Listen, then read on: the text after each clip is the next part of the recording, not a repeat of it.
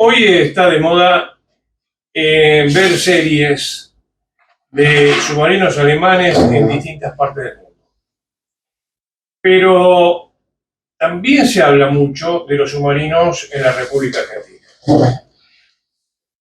Hoy voy a hablar con una persona, Carlos Pane, que él se va a presentar, pero él estuvo en el lugar. Es decir, hoy vamos a hablar del submarino o posible submarino que se encuentra en la zona de Quequén.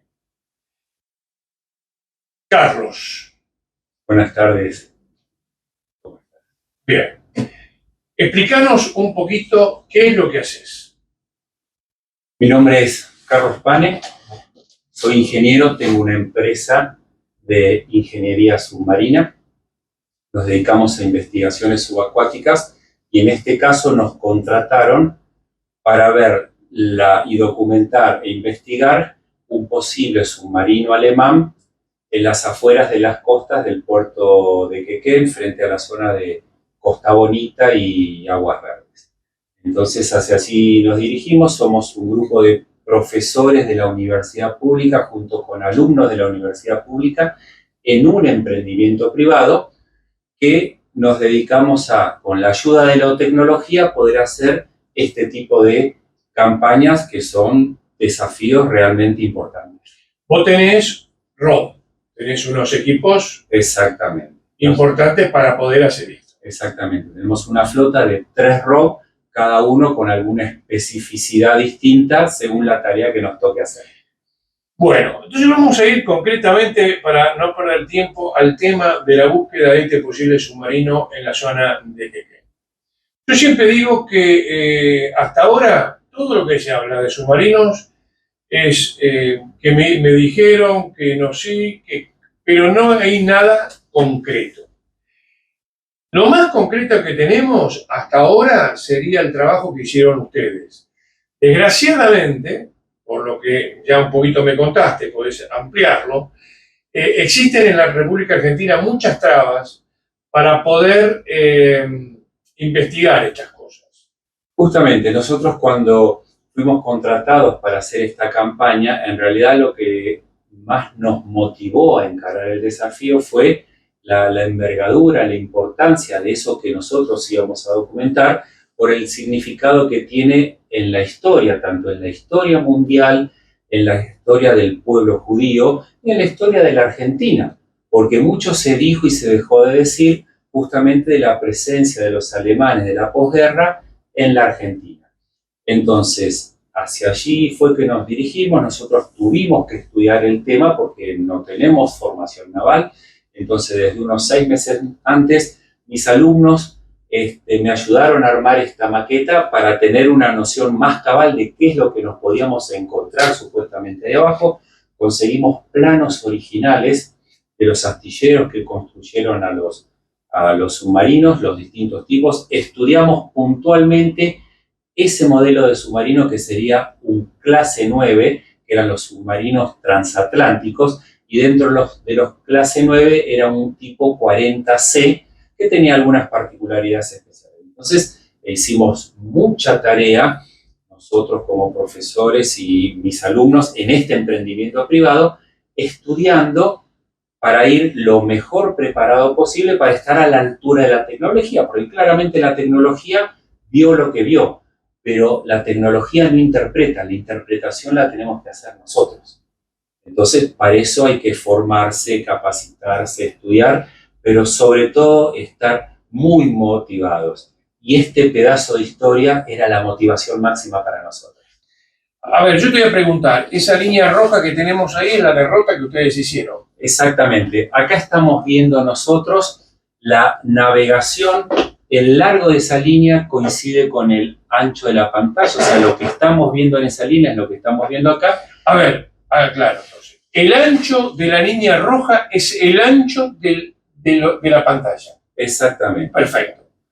Entonces, cada vez que... Esto para entender una cosa, lo difícil que es encontrar algo, porque uno lo ve así en la pantalla, pero en realidad, ¿cuánto es en la Tierra eso? Esa franja que vos vas midiendo. Y en la tierra son más o menos 2 kilómetros de largo por... No, el ancho del que vos das. Son más o menos 70 metros de ancho. 70 metros. Es decir, que vos más de 70 metros no podés ver. En principio, para lograr la calidad que estábamos buscando y dada esa profundidad, más de eso no podíamos ver.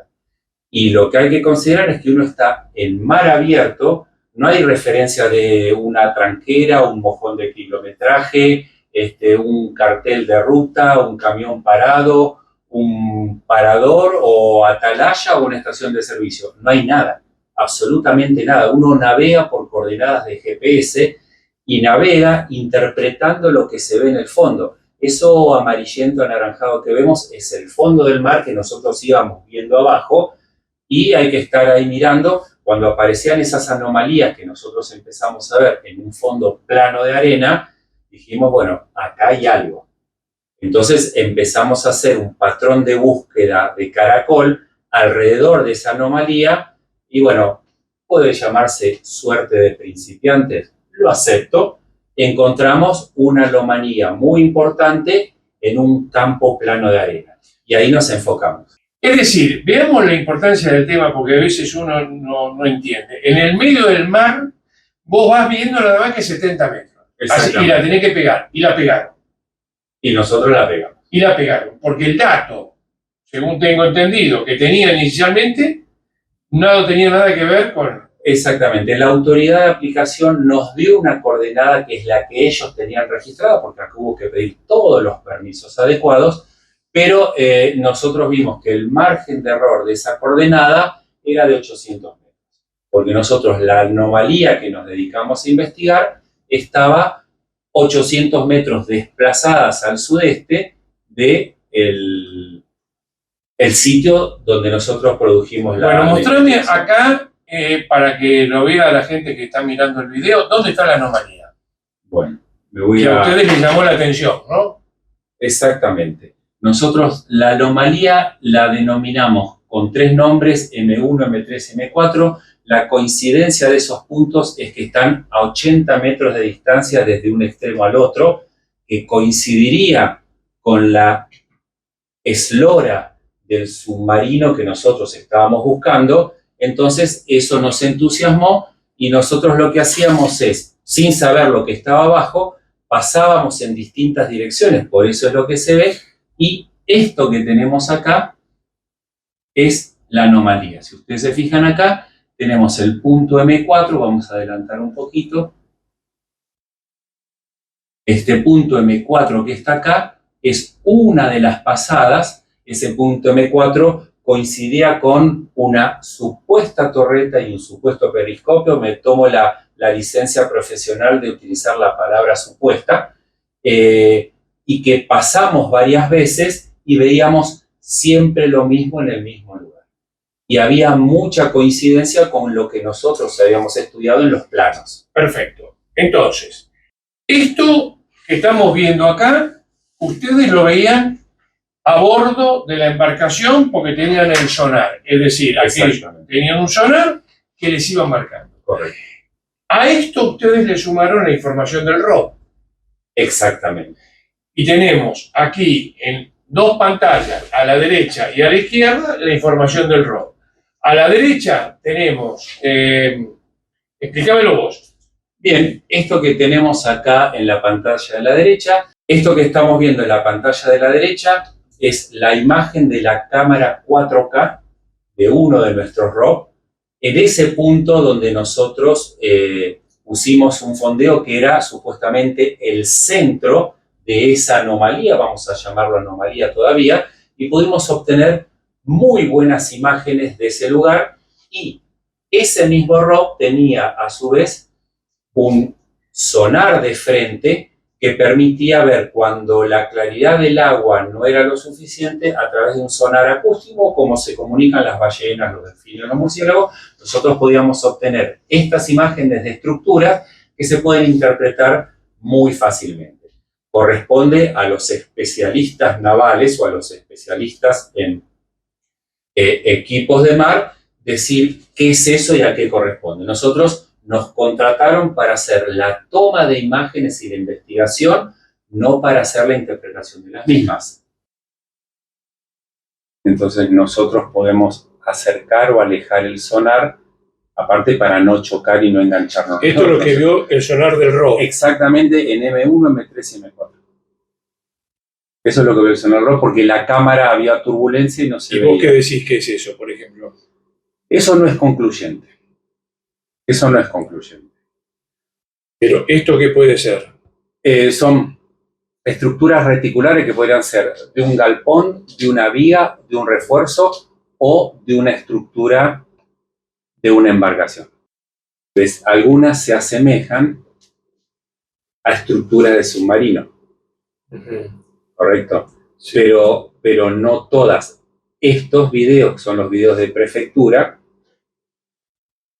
coinciden con eso que vemos nosotros. Estas estructuras coinciden con lo que nosotros grabamos con el sonar y grabamos con las cámaras.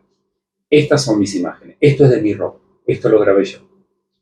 Y eso no sabés qué puede ser. Es estructura de algo, pero no Esa lo estructura sabés. coincide con esta estructura, está en ese lugar donde vimos la imagen de la torreta, de esa estructura símil torreta, símil periscopio, coinciden las medidas con la torreta y el periscopio. Mirá dónde cayó nuestro fondeo. En el centro metimos la boya, hicimos hoyo en uno con eso. Eso es suerte de principiante, ¿no? Después, de hecho, no lo pudimos sacar de tan bien que se enraizó en los... Y estas todas son las imágenes del ROV. Estos son las imágenes del ROV, imágenes de sonar acústico 2D, del ROV hacia el frente, y imágenes de cámara 4K, a 25 metros de profundidad, por la marea estaba en ese momento. De cualquier manera, algo hay. Definitivamente. Definitivamente algo hay. Ahí hay algo. Un submarino, un barco hundido, pero... Algo encima de algo. Y algo encima de algo. Algo Y también puede ser una opción. Claro. Que sea algo que estaba abajo y algo que cayó encima o se le tiró encima. No hay forma de saberlo. Entra todo en el campo de las suposiciones. Las imágenes son estas. Son reales. Como yo le decía a veces en algunos grupos, no me lo contó un amigo. Estuvimos ahí. Bueno. Pero tengo entendido que pudiste después tener un software nuevo para poder analizar un poquito mejor todo esto.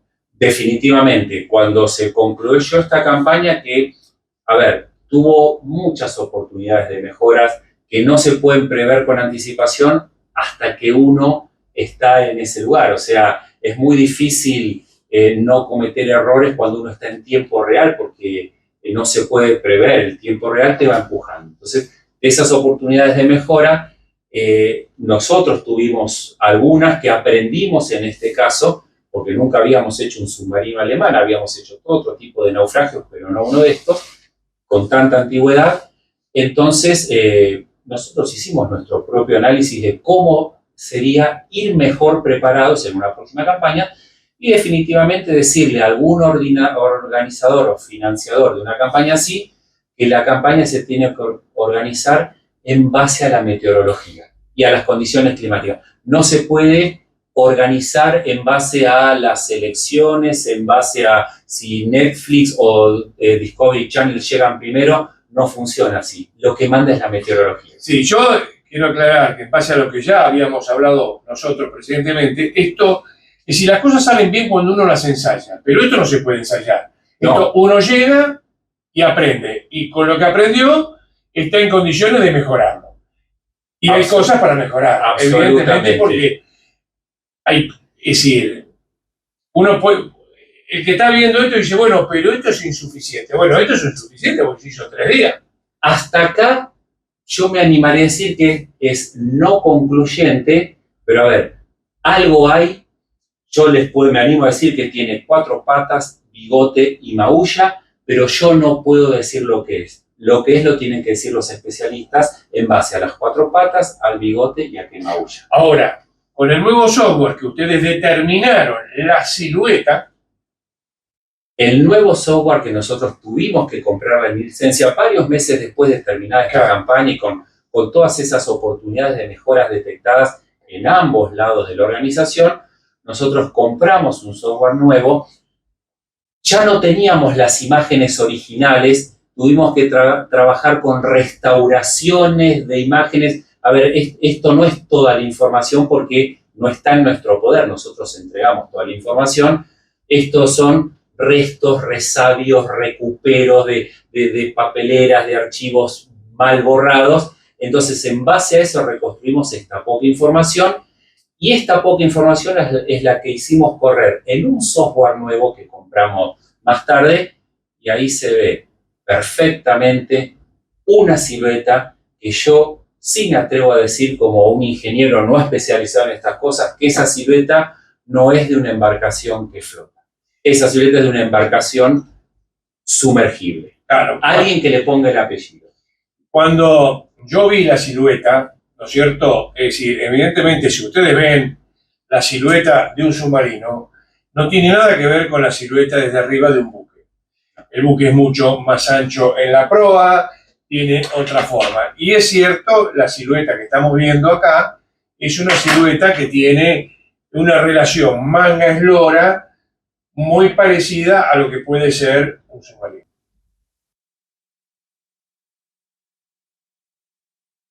Vas explicando lo que vas haciendo. Bueno, este es un software nuevo que nosotros compramos la licencia. Este software se apoya en Google Earth.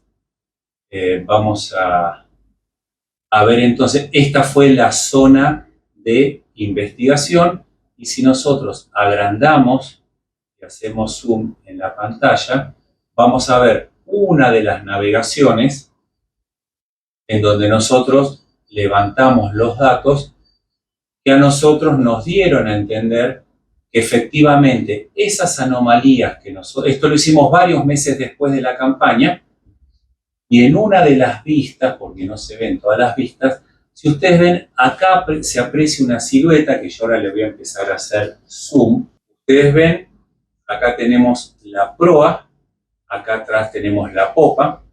A medida que lo vayamos a ir ampliando, van a ver cómo se ve la silueta de escombros, ¿sí? Más ciertas anomalías que se ven en distintos puntos de esa silueta, ¿sí? Más en las otras pantallas veíamos campo de escombros, en donde si uno se pone, hay que pensar que esto está colapsado, que esto está... ¿Eso negro qué es? Esto posiblemente... Esto. No, esto es la sombra del sonar de barrido lateral. El sonar de barrido lateral no proyecta un cono de sombra abajo de la embarcación. Entonces nosotros abajo de la embarcación no vemos un ancho de aproximadamente 20 metros. Vemos 50 metros para un lado y 50 metros para el otro. Entonces esas son imágenes que se van reconstruyendo. Ustedes ven acá con líneas azules los distintos cuadrados de cómo el software reconstruye todo ese anomalía. Marcame la distancia entre proa y popa. Marcamos acá. Marcamos aproximadamente acá en el fondo. Nos da aproximadamente unos 80 metros de largo de esa silueta, que en principio coincidiría con los planos que nosotros pudimos conseguir de los submarinos transatlánticos tipo 9, clase 40C. Y si nosotros tomamos en algún punto la manga, tenemos aproximadamente unos 14 metros de manga. Creo que el submarino tenía 10 o 12 metros de manga, lo que pasa es que esto está colapsado y aplastado, por eso es que la anomalía tiene un poco más de ancho, entendemos nosotros, ¿sí? Esto lo logramos hacer muchos meses después de la campaña, con estos restos de archivos recuperados e incompletos, pudimos armar estos. Seguramente estas imágenes pasadas con los archivos originales que nosotros entregamos se verían mucho más claramente, ¿sí? ¿Vos pensás que es el único que hay en la zona? Definitivamente no. Definitivamente no. ¿Y qué te lleva a pensar eso? Yo tengo en mi poder una carta, pero es del sur de la Patagonia, no ahí, en donde un puestero le dice a un vaqueano, en forma escrita, documentada, que él vio pasar una embarcación que ellos sabían que no eran los barcos que pasaban habitualmente, y le dice a la persona que si esa embarcación la recuperan, yo necesito el motor. Porque a él lo que le interesaba era tener el motor de esa embarcación para su puesto, para su estancia. Obviamente se estaba refiriendo al motor del submarino.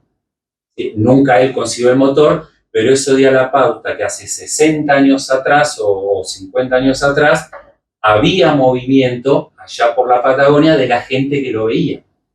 ¿Correcto? Bueno, también hubo casos de escaramuzas entre embarcaciones en alta mar, que eso hay otra gente dedicada a eso, pero yo esa carta la tengo. Yo hice varios videos de submarinos, hice este de Quequén, hice otros, ¿no? Acá, si concretamente los únicos submarinos alemanes que hemos podido ver son los dos que se entregaron en Mar del Plata. Con respecto a los submarinos que aparentemente estarían hundidos, existen un montón de comentarios, como vos lo decís, pero bueno, yo digo, ¿se justifica buscarlo? Yo creo que sí, que se justifica porque forma parte de la historia. Definitivamente. Los otros submarinos que sí se vieron, que por ahí no tienen nada que ver con los submarinos alemanes, son a principios de la década del 60, cuando la Armada atacó una serie de submarinos en Golfo Nuevo. Que a mí, yo creo que fue cierto, fue real, porque mucha gente lo vio y hay información de mucha gente que estuvo ahí buscándolos y los vieron. Pero bueno, está ahí. Bueno, creo que está todo claro esto ya. ¿Vos querés agregar algo más? Permitime complementar tu claridad. Yo creo que está claro que esto tiene que seguir, que tendría que facilitarse los medios y los permisos administrativos para que emprendedores, interesados, descendientes de gente cuyo linaje se vio afectado por esta tragedia, se les permite, se los estimule, se les facilite contactar a las personas que estamos acá, que vivimos acá, cobramos y facturamos acá en la Argentina, trabajamos y pagamos nuestros impuestos acá y decidimos invertir en equipamiento para poder hacer estas cosas, que se nos facilite la búsqueda de otros submarinos u otro tipo de embarcaciones, militares o no militares, ¿correcto? Que no sea una... a mí me ha tocado cuando hicimos el Monte Cervantes, fue muy difícil, era un barco de pasajeros. Las trabas que tuve que sortear administrativa de gente con intereses espurios, que de todas formas no lo iban a investigar porque no tenían el presupuesto, pero no dejaban que otros los investiguen. Eso lo sufrí yo también, en carne propia. Eso no debería pasar. Sí, vamos a aclarar que todo esto se inicia porque vos se te había metido en la cabeza el Monte Cervantes. Vamos a aclarar, el Monte Cervantes, como yo digo, es el barco que se hundió 2 veces, un barco el pionero en los viajes a Tierra del Fuego, una empresa alemana. El barco se hundió frente a las costas de Ushuaia, muy cerca del faro Le Secrerer, y luego, bueno, se volvió a hundir y ya está ahora a más de 100 metros de profundidad. Tuvo una historia muy interesante, se lo dieron llamar el Titanic argentino por su clase, por su nivel, pero por una mala maniobra, una mala decisión del capitán, encalla. Todos los náufragos, porque hubo 1.300 náufragos, son todos náufragos sobrevivientes, porque como tardó 3 días en hundirse, se recuperó toda la gente con su presencia. Había más náufragos que habitantes en Ushuaia. Había más náufragos, eran más de 1.000 las personas que estaban en el barco, entre pasajeros y tripulación, y en esa época, creo que era verano de 1929, había 800 almas viviendo en Ushuaia, con lo cual hasta que el Monte Sarmiento, un buque gemelo, fue a rescatar a la gente una semana después, bueno, los habitantes de Ushuaia de esa época fue una verdadera epopeya poder recibir más del doble de su población. Y ahí estuvimos nosotros. Gracias, Carlos. Pero aclarame una cosa, ¿estás vestido así por una causa particular? Sí, tal cual. Esto es un tributo a Jacques Cousteau, a ese biólogo francés submarino que fue pionero en esas cosas. Yo me crié de chico mirando los documentales de Jacques Cousteau, Mundo Submarino, la enciclopedia de Jacques Cousteau en fascículos que venían con el diario que mi mamá y mi papá compraban en mi casa, tenía la colección completa, me la había leído. Entonces, cuando empezó a surgir todo esto de el Monte Cervantes, antes que ese el vapor Sarmiento, que es otro naufragio de más de 100 años que estalla en las costas de Tierra del Fuego, y después el submarino alemán de Necochea, es como que mi niño interior cobró vida, se entusiasmó, aceptó el desafío y de pronto yo me vi tratando de hacer ese tributo, porque no es homenaje, es tributo, por eso es que estoy con la ropa tratando de semejar la gigantesca epopeya que hizo este prestigioso biólogo francés. Gracias, Carlos. Muy amable por la explicación y creo que nos aclaraste un montón de cosas. Un placer.